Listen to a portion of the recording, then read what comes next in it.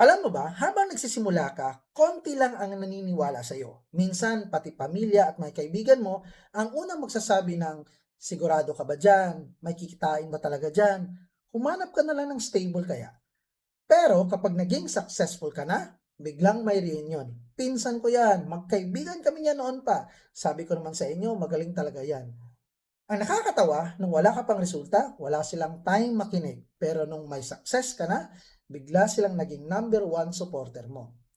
Sa totoo lang, people don't always believe in your vision until they see your results. Kaya huwag kang tumigil dahil lang walang pumapalakpak sa umpisa. Hindi lahat ng tao makikita ang potential mo. At okay lang yon. Ang importante, ikaw ang hindi nawawala ng tiwala sa sarili mo. Remember, don't stop because nobody believes in you. Keep working, keep improving, at balang araw yung mga nagdududa sa'yo, sila pa ang magtatanong, paano mo nagawa yan? This is Erich, alam mo na.